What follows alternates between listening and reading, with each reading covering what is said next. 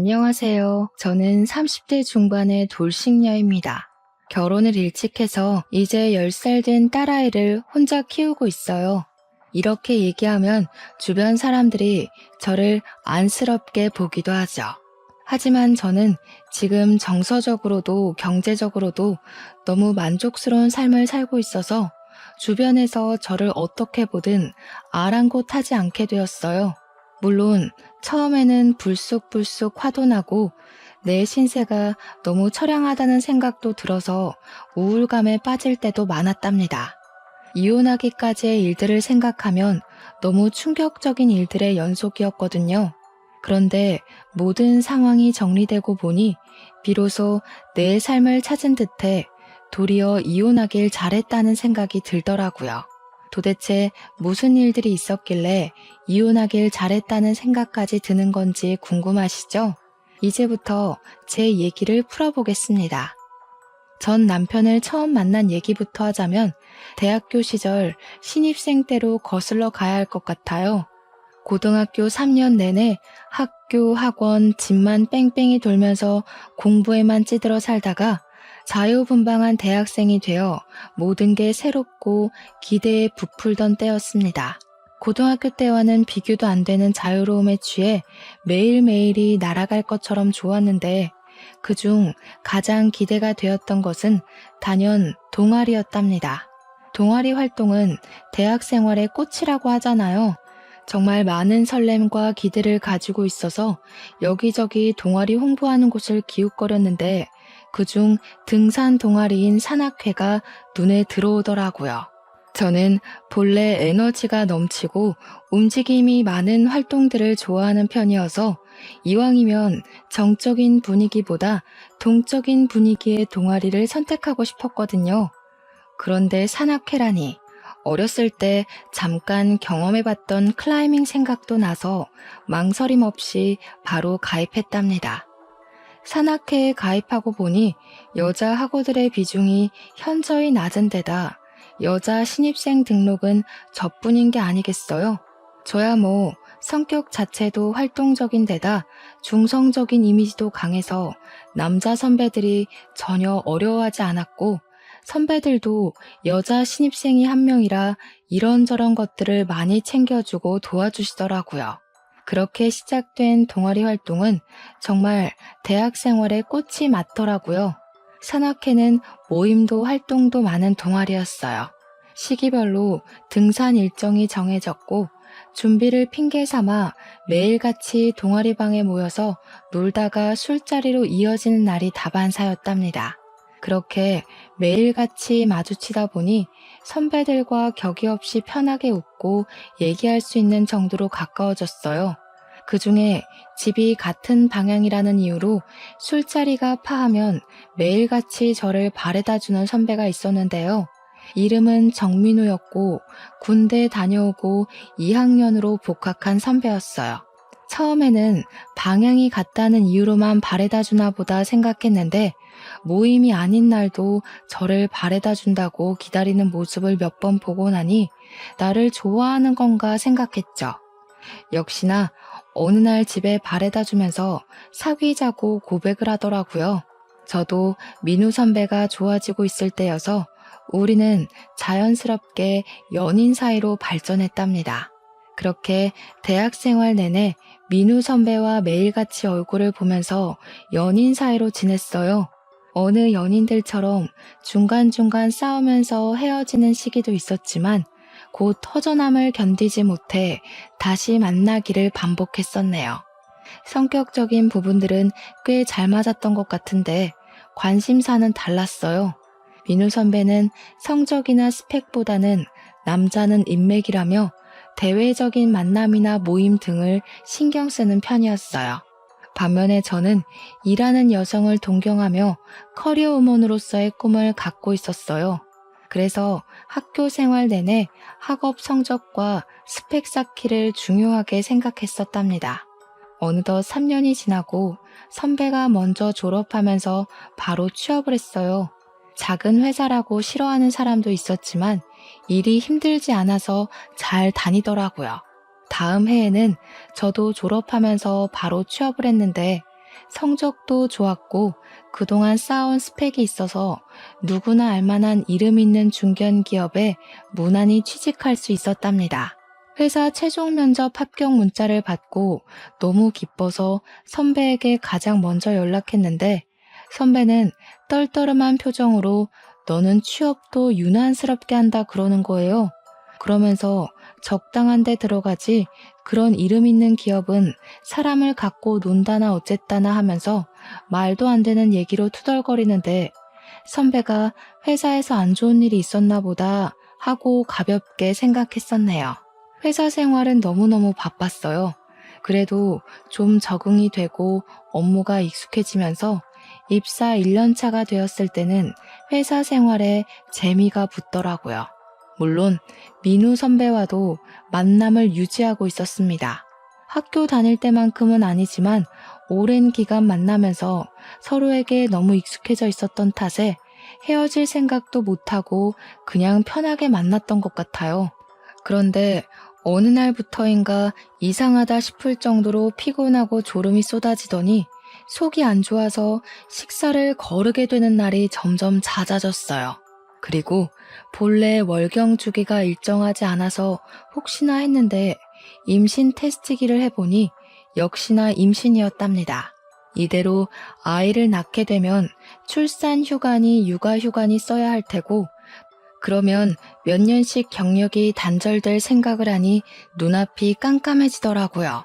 잠시 망설임도 있었지만 바로 민우 선배를 만나서 임신 사실을 알리고 낳고 싶지 않다고 말했습니다.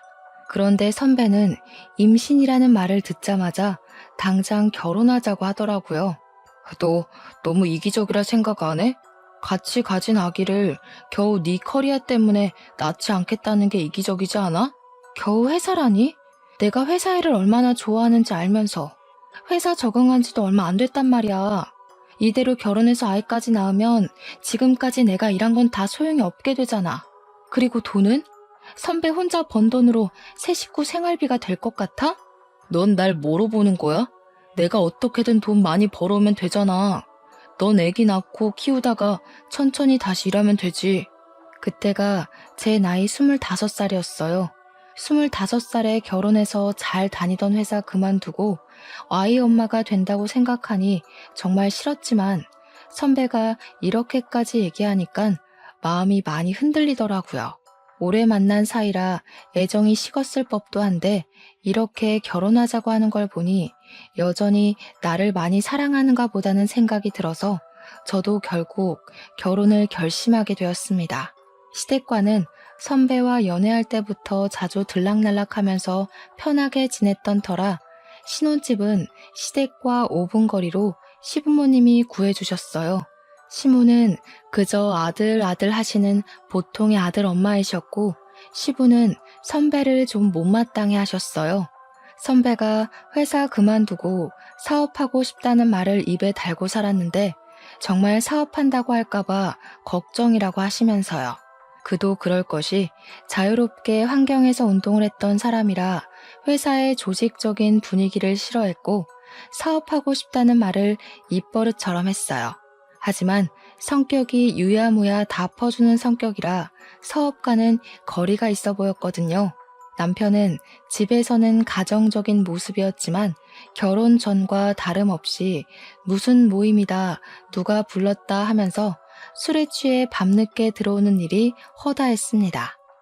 워낙 사람들과 모임을 좋아하는 사람인 걸 알기 때문에 이해하려고 애썼지만 제가 몸이 안 좋다고 해도 술에 취해 늦게 들어올 때는 정말 화가 났어요. 그래도 아이 낳으면 달라지겠거니 하고 믿고 두었는데 어느 날은 집에 들어오자마자 회사를 그만두고 헬스장을 인수받아서 자기가 운영해 볼 거라는 폭탄 선언을 던지더라고요. 한참 윗기수인 산악회 선배가 본인이 하던 헬스장을 헐값에 넘길 테니 네가 인수해서 운영해 보는 건 어떻냐고 했다는 거예요. 아무리 헐값이라도 당장 모아둔 돈이 없으니 대출을 받아야 하는데 매달 대출금은 어떻게 갚고 이제 곧 아이가 태어나면 나도 회사를 쉬어야 하는데 생활비는 또 어떻게 하겠다는 건지 생각해 봤냐며 말렸어요.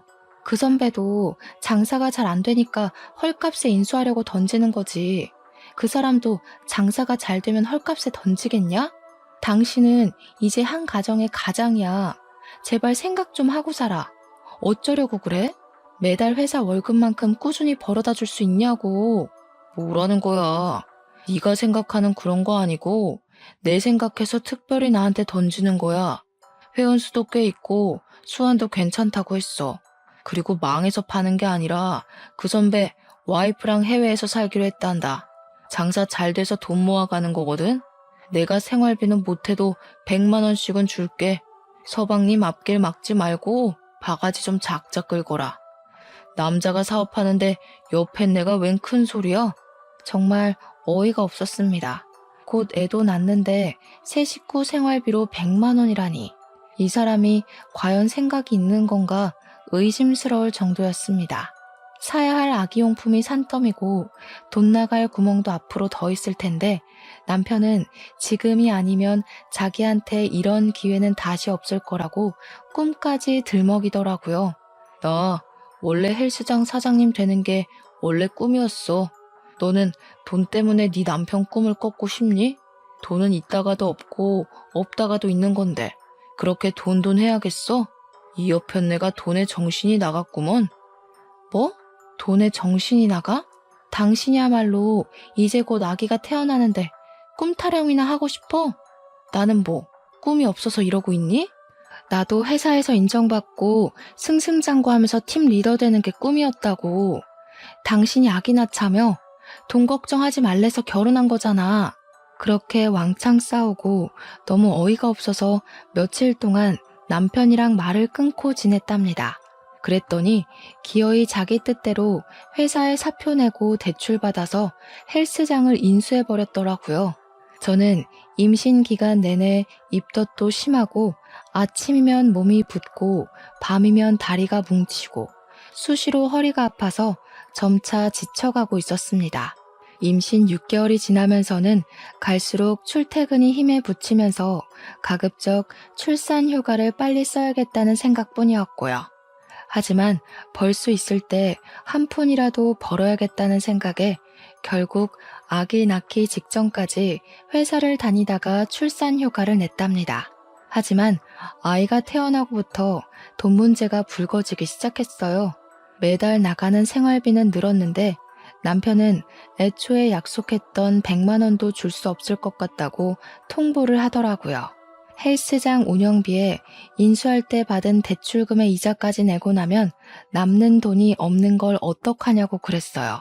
자기와는 전혀 상관없는 일인 것처럼 통보를 해오는데 책임감이라곤 일도 찾아볼 수 없는 모습이었습니다. 약속과 다르잖아. 못해도 100만 원씩은 갖고 온다며. 왜 한 입으로 두 말하는 거야? 누군 갖고 오기 싫어서 안 갖고 오니? 아직 생각만큼 매출이 많이 없는 걸 어떡해? 헬스장을 굴러가야 하고 대출금 이자도 밀릴 수는 없잖아. 그래서 돈이 없다고.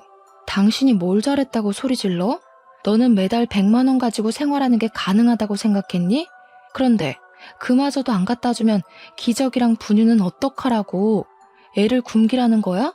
무슨 그렇게 무책임한 태도가 다 있어. 우리 엄마한테 사달라고 하면 되지. 바로 옆에 엄마네가 있는데 무슨 걱정이야? 마치 남의 집 일을 얘기하는 것처럼 나몰라라 하는데 저는 정말 너무 어이가 없었습니다. 이미 시부모님들은 남편 보험금과 저와 제 아이의 보험금까지 대신 내주고 계셨어요. 보험금뿐만 아니라 아기 낳고 몸보신 해야 한다며 비싸게 한약도 지어주시고 돈을 아껴야 된다는 생각에 산후조리를 집에서 하려는 걸 아시곤 출산 비용과 조련 비용도 모두 내주셨어요. 사실 시부, 시모 두 분 다 공무원이셔서 저희보다는 경제적으로 넉넉하시긴 했어요. 하지만 본인들과 우리 세 식구 보험료와 퇴직하면 실버타운 들어간다고 따로 모으는 노후 자금도 있어서 매달 꽤 많은 지출이 있을 거라는 건 바보가 아닌 이상 모를 수가 없었어요. 그런데 아이 기저귀와 분유값까지 도움을 받아야 한다니 덜컥 아이를 가져서 결혼해놓곤 매번 시부모님 도움을 받는 것에 자존심도 상하고 불편한 마음이 들더라고요. 하지만 다른 방도가 없어서 결국 시댁에 이런저런 사정을 얘기하게 되었습니다.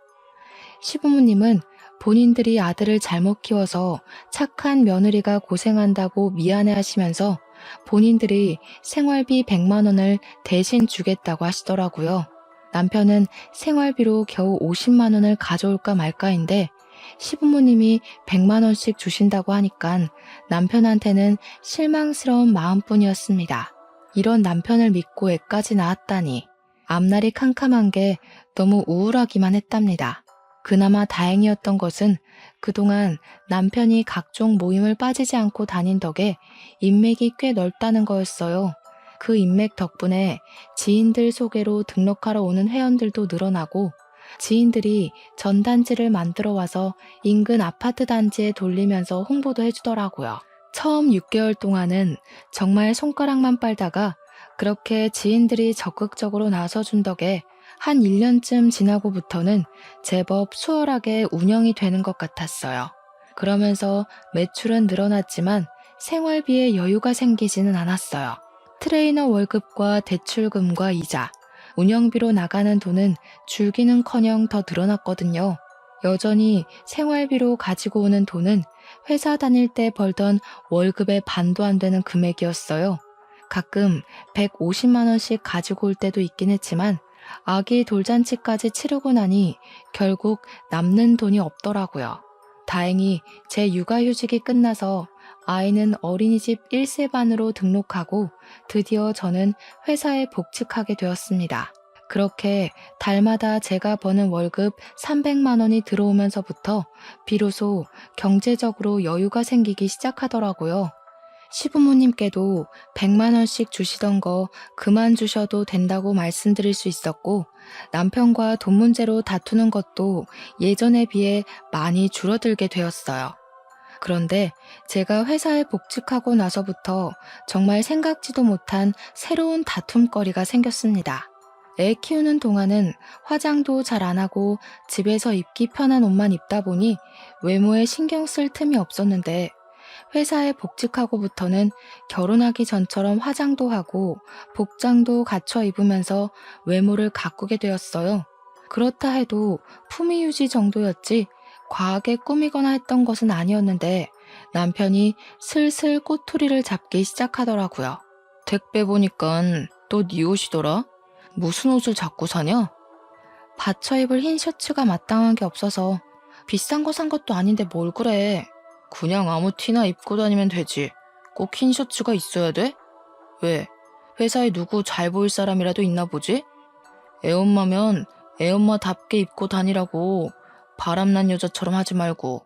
이렇게 말도 안 되는 억지를 부리는 남편이 어이없었지만 애 키울 때 핀잔 듣는 것과는 다르게 기분이 막 나쁘진 않아서 그냥 그러려니 넘어갔어요.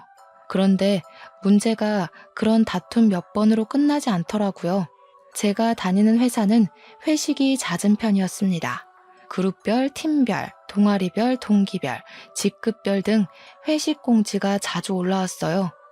모든 회식에 꼭 참석해야 하는 것은 아니었지만 저는 가급적이면 직급 높은 상사들이 참석하는 회식이나 친한 동기들끼리 갖는 회식은 꼭 참석하려고 했어요.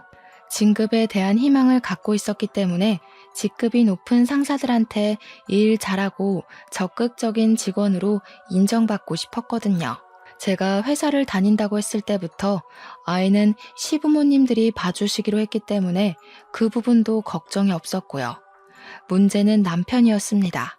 제가 회식이 있다고 하면 헬스장에서 일을 하고 있다가도 30분 단위로 전화를 하면서 아직도 술 마시냐고 타박이었습니다. 오늘 또 회식이야? 너 회식 때문에 회사 가냐? 무슨 여자가 허구한 날 회식이라고 술만 마시고 다녀? 무슨 소리야. 돈 벌러 회사 다니는 사람한테 그 월급으로 우리 생활비 쓰는 거 몰라서 그래? 남편은 헬스장 하는데 넌 그 잘난 회사 다니면서 돈 번다고 지금 생색내는 거야? 번지르르한 남자들이랑 같이 일하니까 남편이 우스운가 봐? 거기 남자들 대기업 다닌다고 겉으론 점잖은 척 똑똑한 척이지 속은 다 쓰레기고 늑대야. 여자들 옆에 앉혀놓고 술 마시려고 회식 그런 거나 하는 거라고. 그런 자리에 꼭 끼고 싶냐? 당장 들어와. 다른 사람들이 다 당신 같은 줄 아나 보지? 당신이 헬스장에 운동하러 오는 여자들 보면서 늑대 같은 생각만 하니깐 다른 사람도 다 그렇게 본다고 믿는 거잖아 지금. 에이씨, 지금 말 다 했어? 그냥 네가 회식을 안 가면 되잖아. 자꾸 그런 식으로 회식을 술 마시고 늦게 오는 자리로만 몰아가고 화를 내니까 나중에는 저도 오기가 생기더라고요. 본인은 결혼 전과 똑같이 모든 모임 다 참석하고 술 마시고 늦게 오는 날이 수두룩하면서 저는 끼케야 회사 회식이나 대학교 선후배 모임 정도만 나갔었거든요. 더욱이 술 취해서 들어온 적도 없었고요. 특히 대학교 선후배 모임은 남편과 같이 참석할 때도 있었는데 한 번은 집에 와서 갑자기 막 화를 내더라고요. 너 아주 실실 웃더라. 다른 남자들이랑 술 마시니까 그렇게 좋디? 너 여기저기 해프게 웃는 게 꼭 술집 여자 같았어. 뭐? 지금 그게 와이프한테 할 소리야? 오랜만에 만나 반가워서 기분 좋게 얘기한 걸 가지고 그렇게 말하는 게 이상한 거 아니야? 당신 진짜 사고 회로에 문제 있는 것 같아. 당신 말대로 거기 선배 후배들이 나를 술집 여자로 봤다는 거니? 당연하지. 회사 다니면서 돈 번다고 유세나 떨고 집에 있는 남편은 개무시하고 다른 남자들이랑 술 마시면 그저 좋아서 해프게 웃는데 그럼 그게 술집 여자지 뭐냐? 남편은 이미 혀가 꼬인 상태였어요. 그렇게 막 화를 내면서 술주정을 하더니 그대로 고꾸라져 버리더라고요. 그 다음날 어제 나한테 그렇게 얘기한 거 기억나냐고 물어봤더니 자기가 설마 그렇게 얘기했겠냐며 기억이 안 난다고 우기는 거예요. 그때 속으로 생각했답니다. 다음부터는 이런 일이 생기면 녹음을 해야겠다고요. 그리고 더 큰 일은 이후에 있었습니다. 그날은 부장급들이 다 참석하는 데다 곧 조직도 개편이 있을 예정이라 회사 분위기도 살필 겸 해서 참석한 회식이었어요. 회식을 시작한 지 대략 1시간도 안 되었는데 남편 전화가 오더라고요. 안 받으면 받을 때까지 전화를 하고 전화를 받으면 왜 늦게 받냐고 화를 낼 걸 알고 있었기에 급히 화장실로 가서 전화를 받았어요. 남편은 급한 목소리로 애가 아파서 병원 가는 길이니까 집에 아무도 없어도 놀라지 말라고 하더니 제 대답을 듣기도 전에 그냥 끊어버리더라고요. 놀란 마음에 양해를 구하고 부랴부랴 나와서 택시를 잡는데 제 앞으로 남편 차가 와서 멈추는 게 아니겠어요? 게다가 남편은 싱글벙글 웃고 있더라고요. 어서 타. 우리 드라이브 하자. 오늘 헬스장은 후배가 봐준 데서 오랜만에 당신이랑 놀려고 시간 뺐어. 애는? 병원 간다며. 아까 전화란 얘기는 뭔데? 그리고 당신 내가 여기서 회식하는 건 어떻게 알았던 거야? 그거야. 당신이 회식 핑계대고 바람이라도 났을지 누가 알아? 그래서 당신 회사 앞에 있다가 한번 따라와 봤지. 유미는 우리 엄마가 봐주고 있어서 잘 놀고 있을걸? 애가 아프다고 해야 당신이 바로 뛰쳐나올 것 같아서 그냥 한 말이니까 유미 걱정 안 해도 돼. 뭐? 바람? 당신 의처증이야? 와이프 바람날까 의심하고 아이 아프다고 거짓말해서 드라이브니 뭐니 하자고? 당신 그러고도 웃음이 나와? 진짜 제정신 아닌 거 아니야? 오늘 회식이 얼마나 중요한데. 뭘 그렇게까지 화를 내. 애 괜찮으면 됐지. 그렇다고 네가 나한테 거짓말해서 걸릴 일이 있었던 것도 아니고 너는 기껏 여기까지 온 남편한테 그렇게 화를 내야 해? 그래, 알았다 알았어. 내가 미안해. 이제 다시는 의심 안 하고 무조건 믿을게. 화 풀어, 어? 그렇게 다시는 의심하지 않기로 약속을 받아내고 일단락 짓기는 했어요. 이후에도 남편은 대놓고 의심은 못하면서도 제가 조금만 늦는다고 하면 계속 확인 전화를 해대며 의심의 눈초리를 풀지 않았어요. 하지만 저는 조금도 의심받을 행동을 한 게 없었기 때문에 남편의 의처증을 무시하기로 했답니다. 제가 회사에 다니면서 매달 들어오는 일정 금액의 월급이 생기고 어느덧 남편 헬스장도 자리를 잡으면서 저와 남편은 더는 경제적인 부분을 크게 걱정하지 않게 되었습니다. 어느 날은 남편이 이제 자기도 취미 생활을 했으면 좋겠다고 골프를 시작하겠다고 하더라고요. 그동안 저는 남편이 헬스장을 운영하는데도 불구하고 회사 다니랴 집안일 하랴 아이 보랴 존체 운동할 시간을 낼 수 없어서 헬스장 근처에도 못 가고 있는데 남편이 취미 생활로 골프를 시작하겠다니 기가 막히더라고요. 당신 취미가 운동이라며 매일 헬스장에서 운동하는데 또 무슨 골프를 친다는 거야? 그게 무슨 취미로 하는 거냐? 헬스장에서 운동하는 건 일 때문에 하는 거지. 그리고 나도 이제 좀 다른 운동이 하고 싶어. 나도 운동하고 싶은데 육아랑 집안일 때문에 시간이 없어서 엄두도 못 내고 있다고. 그런데 당신은 그 좋아하는 운동을 매일 하면서 이젠 골프까지 치러 다닌다고? 당신 나한테 헬스장 와서 운동하라고 한 번이라도 얘기한 적 있어? 너 운동하는 거 싫어하지 않았어? 그리고 집에 있으면 매일 쉬고 싶어 했잖아. 다 너 생각해서 운동하라고 얘기 안 한 건데 그걸 모르냐? 나도 산악회였어. 운동하고 움직이는 거 좋아하는데 매일 회사 일에 집안일이 힘들어서 그런 거잖아. 그런데 집안일 도와줄 생각은커녕 골프 치러 다닐 생각을 하니? 다닐 거면 나도 같이 다녀. 같이 다니면 유미는? 너는 주말에도 시댁에 애 맡기고 놀러 다닐 생각하고 있는 거야? 나야 좋게 말해서 취미니 단골 회원들이 봤다 하면 골프 얘기를 하길래 회원들 관리 차원에서 배우는 거라고. 그렇잖아도 온갖 모임이니 약속이니 바깥 일정이 많던 사람이었는데 이제는 골프를 핑계로 쉬는 날도 없이 매일 나가더니 언제부터는 주말마다 1박 2일로 골프 여행을 간다는 거예요. 단골 회원들이 주말마다 리조트로 골프 치러 가자고 했다길래 그럼 나도 애 데리고 따라가서 좀 쉬고 오면 좋겠다고 했죠.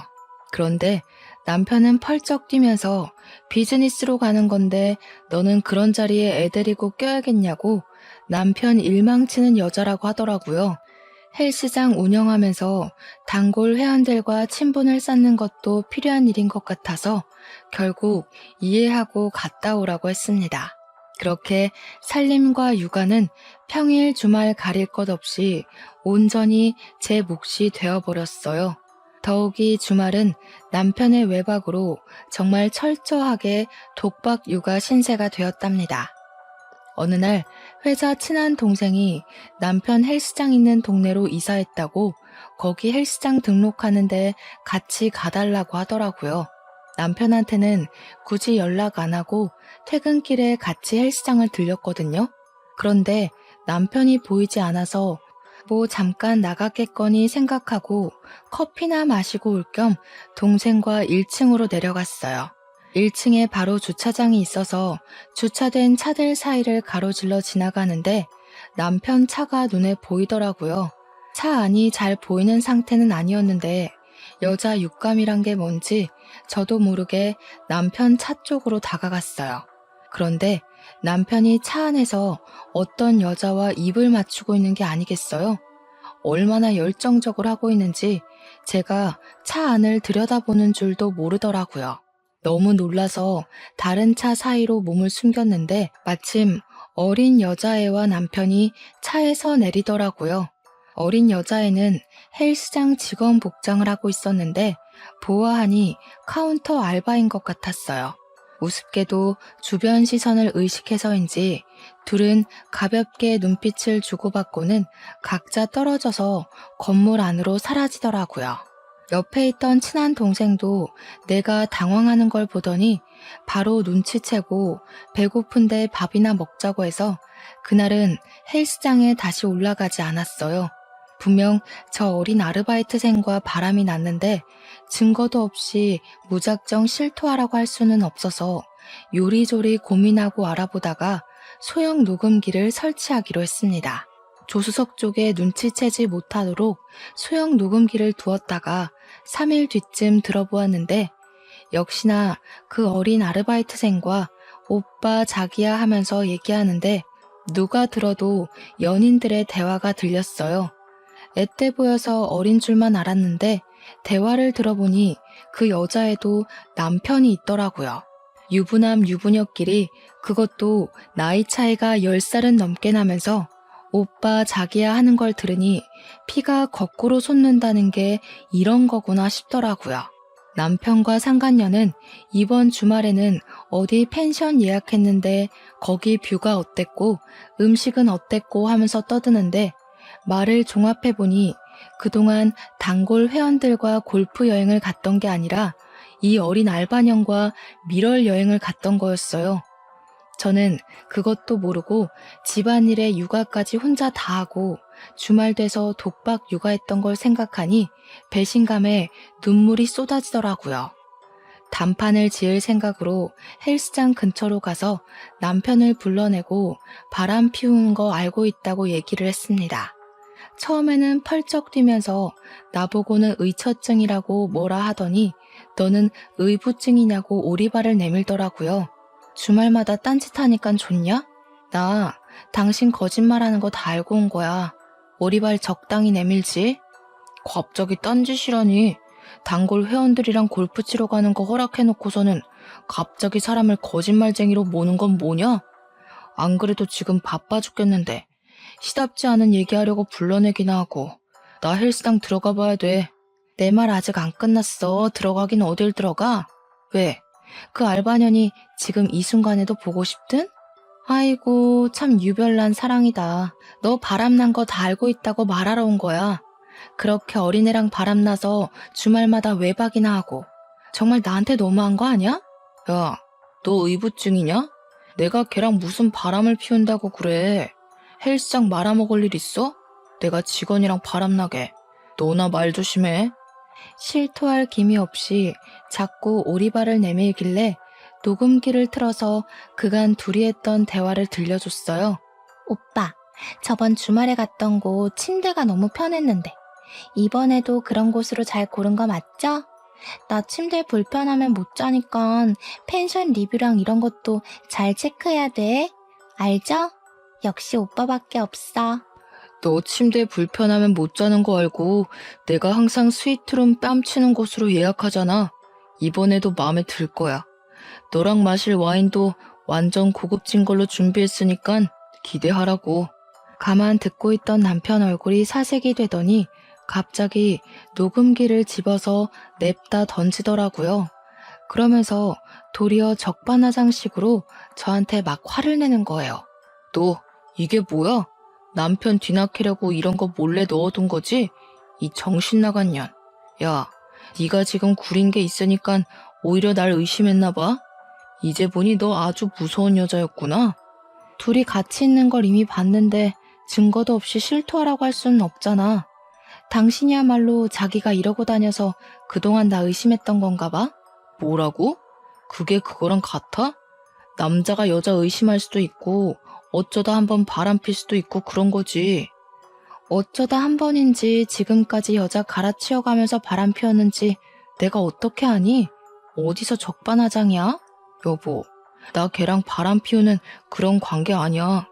걔가 어린 나이에 너무 일찍 결혼하고 남편은 뭔 공부를 한다나 그래서 걔가 그렇게 알바 뛰면서 뒷바라지 한다길래 기특해 보였어. 그렇게 고생하는 게 안 돼 보이고 하니까 한두 번 밥 사주고 그랬던 거지.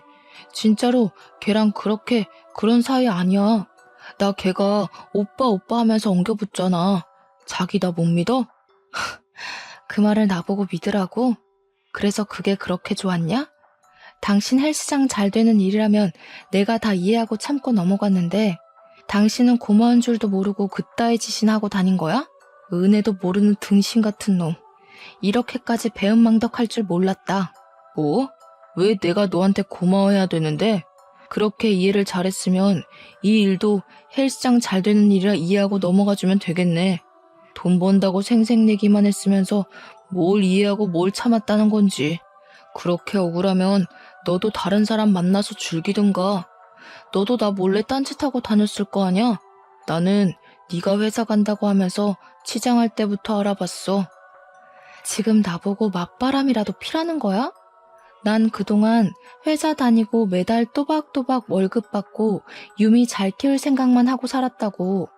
남편이 바람난 줄도 모르고 바보 등신같이 혼자 일하고 살림하고 유미 케어도 내가 혼자 다 하면서 속 터져. 너는 뭐든지 생색내야 직성이 풀리지. 그래 너 잘났다 잘났어. 증거 잡아서 아주 신이 나셨네. 이런 적반하장이 어디 있을까 싶었지만 딸아이 생각해서라도 생각할 시간을 좀 가져야 할 것 같아서 일단 알바년과 헤어지라고 했습니다. 그랬더니 하는 말이 더 가관이더라고요. 어차피 알게 된 거 이번 주말에 여행만 갔다 오고 헤어질게. 펜션 예약한 거 취소 못한다고. 얼마나 비싸게 예약한 펜션인데. 내가 다른 여자랑 가려고 잡은 pension인데 당신이 갈 것도 아니잖아. 어쨌든 헤어지기만 하면 되는 거 아니냐고. 한 번은 좀 이해해주라. 나도 당신 딴 남자 만나 즐기는 거 한 번은 이해해줄게. 너도 만날 수 있으면 한번 만나보든가. 그래? 나라고 못 즐길 것 같아? 알겠어. 나도 다른 사람 만나서 앞으로 즐기면서 살 거니까 신경 쓰지 마. 말은 그렇게 했지만 누굴 만나서 즐기고 싶다는 마음은 전혀 들지 않았어요. 더욱 기가 막혔던 것은 화나서 그냥 한 말인 줄 알았는데 주말에 정말 그 알바년이랑 여행을 갔다는 거예요. 더는 참을 수가 없었습니다. 그래서 그 다음날 상간녀가 퇴근하는 시간에 맞춰 헬스장 앞에 숨어 있다가 상간녀를 따라가 집을 알아두었어요. 그리고 다음날에 다시 상간녀 집 앞으로 갔어요. 잠시 앞에 있었던 그 집에서 어느 남자가 책이 많이 든 것처럼 무거워 보이는 가방을 메고 나오더라고요. 머리는 자연스레 헝클어져 있고 무릎이 튀어나온 운동복을 입은 채 터벅터벅 걷는 모양새가 영락없는 고시생 같아 보였습니다. 집 앞에서 바로 아는 체를 할 수가 없어서 좀 따라가다가 버스 정류장에서 말을 붙여보았어요. 당신 아내가 일하는 헬스장 사장 아내 되는 사람인데 내 남편과 당신 아내가 바람 피운다고. 직설적으로 얘기했더니 처음에는 저를 정신 나간 여자 보듯이 보는 것 같았어요. 안녕하세요. 저는 이지은이라고 합니다. 당신 아내가 일하고 있는 헬스장의 사장 와이프 되는 사람입니다. 제 아내가 어디 카운터 알바 일을 한다고는 했는데 헬스장인지는 잘 모르겠네요. 그런데 저한테 무슨 볼일이시죠?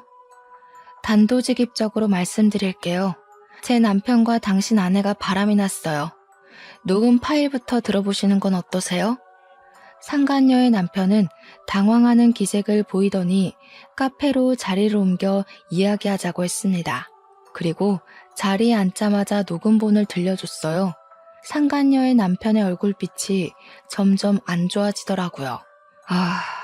제 아내 목소리가 맞네요. 이 여자 전에도 바람 피운 걸 저한테 걸려서 제가 눈 딱 감고 용서해 준 적이 있었어요. 어쩐지 며칠간 친구 집에서 자고 온다 했더니 전부 거짓말이었나 보군요. 아무튼 그래서 당신은 어떡하실 생각이죠? 저는 이미 남편한테 너무 실망을 해서 이혼 생각 중이에요.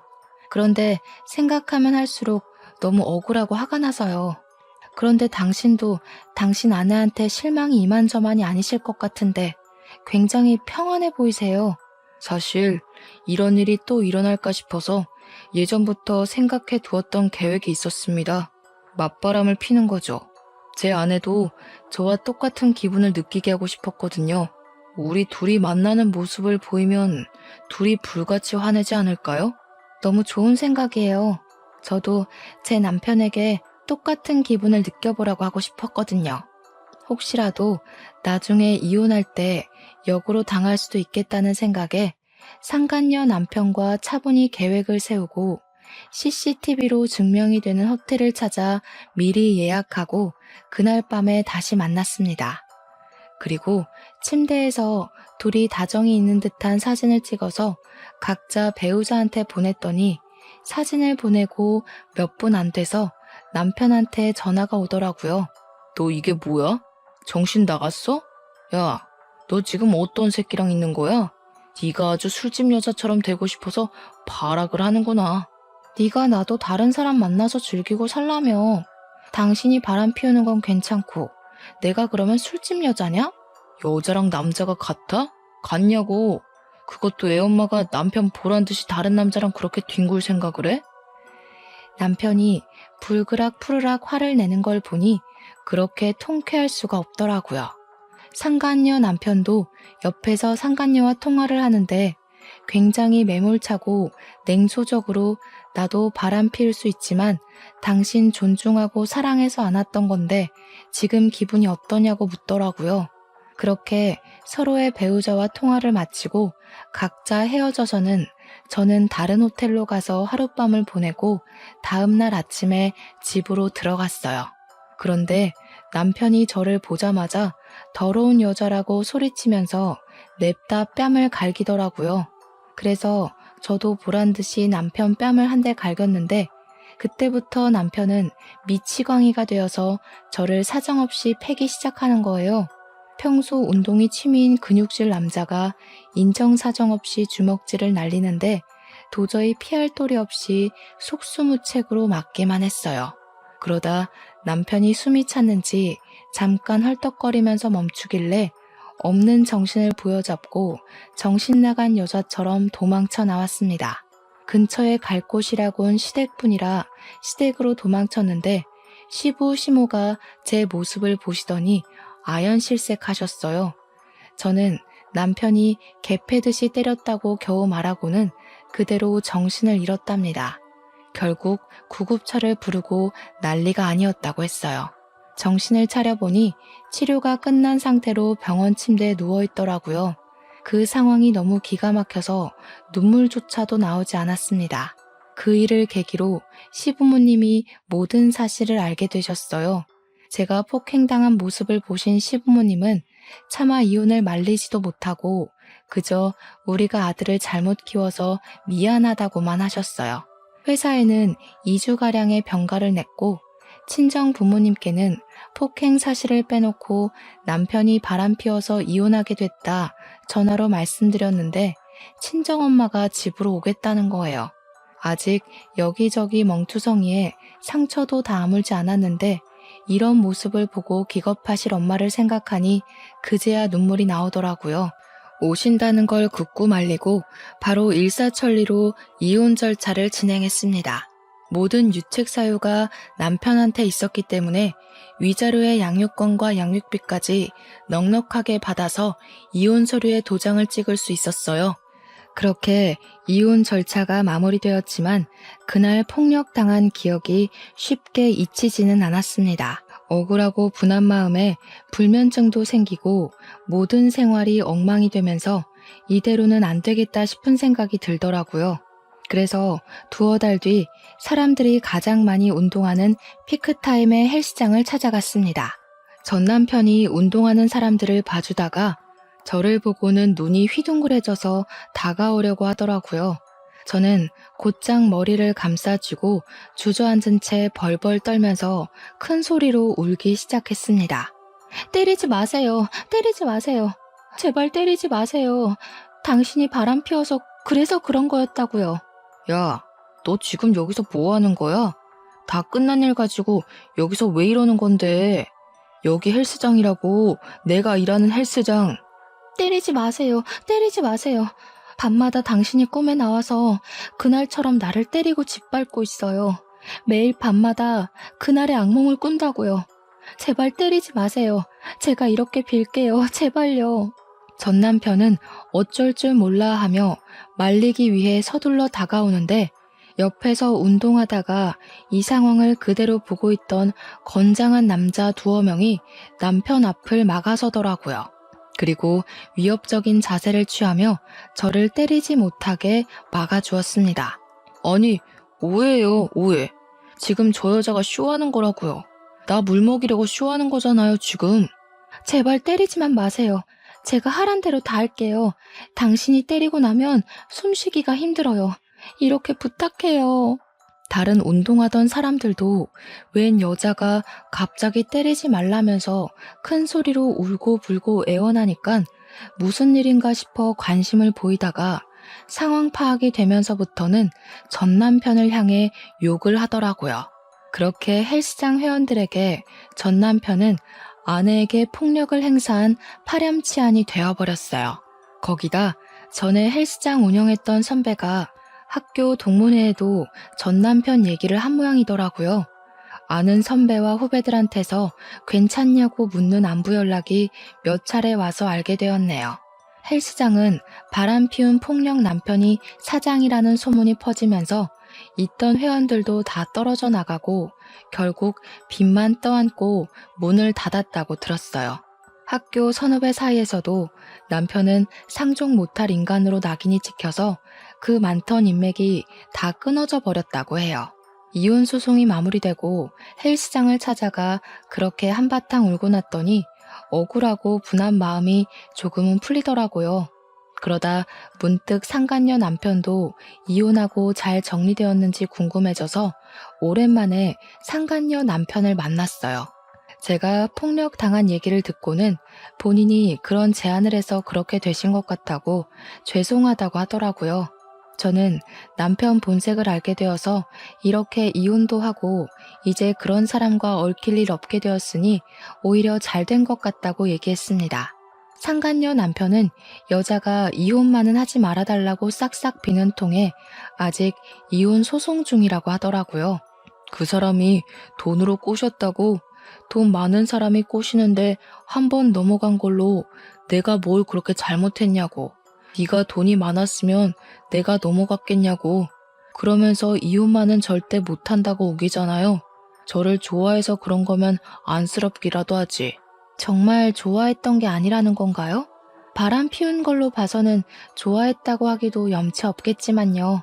제가 사법고시 패스해서 검사 마누라로 살아보는 게 그 사람 소원이었는데 사실 이 일 터지기 전에 사법고시 1차 붙고 2차 준비 중이었거든요. 고지에 다다른 거였는데 그새를 못 참고 바람을 저지른 거죠. 지금은 3차까지 다 붙고 첫 발령을 기다리는 중이에요. 이번에도 제가 못나서 바람 피운 거라 고집부리더니 그동안 자기가 내조 잘해서 제가 합격한 거라고 큰소리 치더라고요.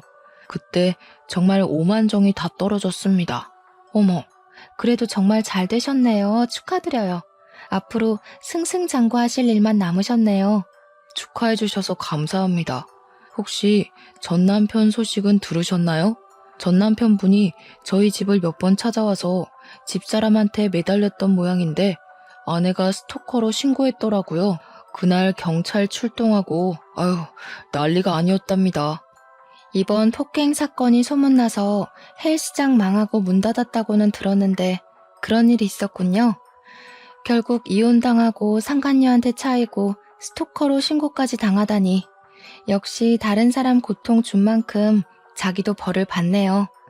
저희가 비록 이런 일들을 겪었지만 앞으로는 잘 될 거라고 생각해요. 저도 곧 회사에서 진급할 것 같거든요. 정말 잘 됐네요. 진급하신다니 축하드려요. 지은 씨도 앞으로 더 잘 되실 겁니다. 우리는 그렇게 이야기를 나누고 앞으로 더 잘 될 거라고 격려해주면서 헤어졌답니다. 어느 날 전 시모에게서 연락이 왔어요. 딱 한 번만 만나달라고 하시는데 거절할 수가 없겠는 거예요. 그래도 전 시부모님들은 저에게 참 잘해주셨고 이혼할 때도 저한테 많이 미안해 하셨거든요. 너는 아주 얼굴이 확 폈구나. 민우는 요즘 고시원에서 지내는데 너는 혼자 편히 지내서 좋으냐? 그렇게 우리 아들 인생 골로 보내버리니까 좋아? 어쩜 이렇게 매몰찰 수가 있냐? 남자가 한번 바람 피운 걸로 이사다를 만들어놔? 내 아들만 이게 무슨 고생이니? 민우 씨가 고시원에서 지내든 노숙을 하든 이제 저와는 상관없잖아요. 그리고 이런 사다를 만든 건 제가 아니라 민우 씨예요. 네 말 무슨 말인지 안다 알아. 그래도 유미 아빠고 10년을 같이 살았던 사람이잖니? 자기도 반성 많이 했을 거다.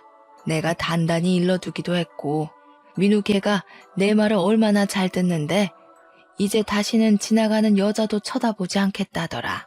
너한테 그런 건 너무 화나서 자기도 모르게 그랬다고. 앞으로 이제는 다시는 안 그런다고 내 각오를 단단히 받아왔으니 이제 좀 마음 풀고 민우 좀 한번 만나봐라. 너랑 이혼하고 완전 페인처럼 살고 있어. 아가. 네? 제가 민우 씨를 왜 만나야 하죠? 설마 민우 씨랑 다시 합치라는 얘기신가요? 제가 어떻게 맞았는지 다 보셨잖아요. 그래놓고 뻔뻔하게 찾아와서 다시 만나라고요? 그리고 제가 왜 아가예요? 저 이혼했어요. 그거야 이제 지나간 일이지 않니? 네가 민우와 다시 합친다고 하면 네 시아버지도 마음 풀고 다시 받아줄 거다. 그동안 같이 산 세월이 있는데 그만한 일로 애 이만큼 힘들었으면 됐지. 그리고 네가 싫다고 유미 아빠 없이 키울 거니? 애 엄마가 돼서 자식 생각도 해야지.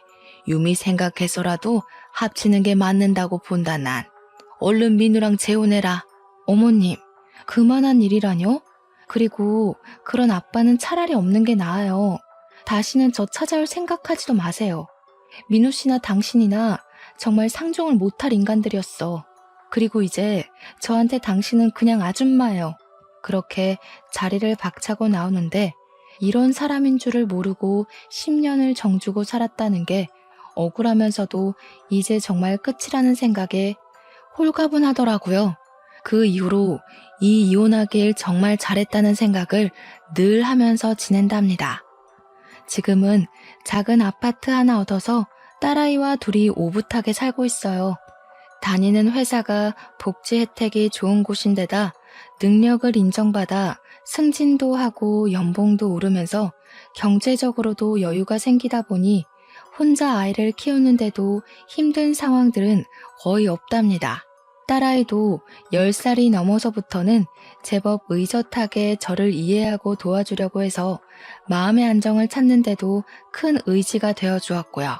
요즘은 회사 일을 마치고 집에 들어가서 딸아이와 도란도란 시간을 보내다 보면 이런 게 행복이구나 싶고 비로소 제 자신을 찾은 듯해서 매일매일이 만족스럽답니다. 아무튼 파란만장했던 저의 이혼 스토리 들어주셔서 감사합니다. 행복한 하루 되세요.